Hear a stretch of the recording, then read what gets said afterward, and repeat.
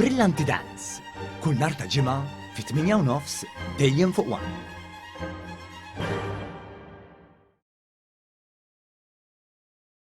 Mill-Gvern il-Partit Laburista rali dejjem jibgħat messaġġ favur l-istituzzjonijiet ta' pajjiżna.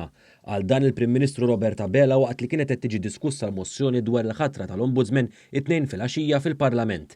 Plenarja li fiha rat żewġ voti li waslu għal ħatra tal-Prim Imħallef Emeritu Ġewad Soppardi bħala Kummissarju għall-Istandards fil-ħajja pubblika u l-ħatra tal-Imħallef Emeritu Joseph Zammit Mekkien bħala Ombudsman. Dawn il-mozzjonijiet tal-kariga ta' Kummissarju għall-Istandards fil-ħajja pubblika u dik tal-Ombudsman, il-Prim Ministru tenna li l-Gvern ressaqhom biex primarjament dawn il-karigi jimtlew. Dr. Abela sostna wkoll ix-xogħol kbir li sar biex tresqu dawn l-ismijiet b'riżultat li l-kap tal-Oppożizzjoni spiċċa marlura minn kemtu. Kien proċess ta' ħafna u ħafna xhur ta' diskussjonijiet, diversi ismijiet li ġew esplorati, diversi ismijiet li ġew esplorati.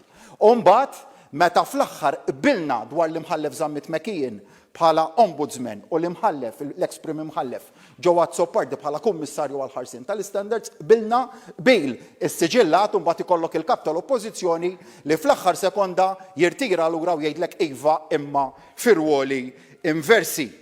Dr. Abela remarka wkoll it-ton dispreġġjattiv adottat l-Oppożizzjoni fid-diskussjoni dwar il-Kummissarju għall-Istandards fil-ħajja pubblika. Dwar il-mozzjoni li rigwardjat il-ħatra tal-Ombudsman, il-Prim Ministru Robert Abela tenna rekwiżiti essenzjali li għandu Joseph Zammit Mekkien għal din il-kariga fosthom l-esperjenza u tħaddim tajjeb tal-liġi iżda mhux biss. L-Imħallef Zammit Mekkien huwa magħruf kemm kien jagħti volum ta' sentenzi, ġifieri dam imħallef 12 il-sena, 4,200 u 12 il-ġurnata u ta' medja ta' sentenza kull jumejn. Fil-fattawn il-Prim Ministru f'parentesi li jagħmel tenna l-bżonn tal-ispeditezza biex jitresqu n-nies il-qorti f'każijiet li trattaw inċidenti serji li waslu għal mewt ta' persuni, dan b'referenza għal każ ta' Ġan Paul Sofija. Għandhom iħarsu b'mod partikolari lejn din l-istatistika membru jew membri tal-ġudikatura li f'inkjesti maġisterjali, partikolarment meta jittrattaw dwar inċidenti serji li waslu għal mewt. Illum aktar minn 3 xhur wara and with no end in sight sal-lum għad ma hemmx proċess verbali li huwa magħluq u sal-lum il-ġurnata qatt m'hemm ħadd imressaq il-qorti. Dan mhuwiex aċċettabbli.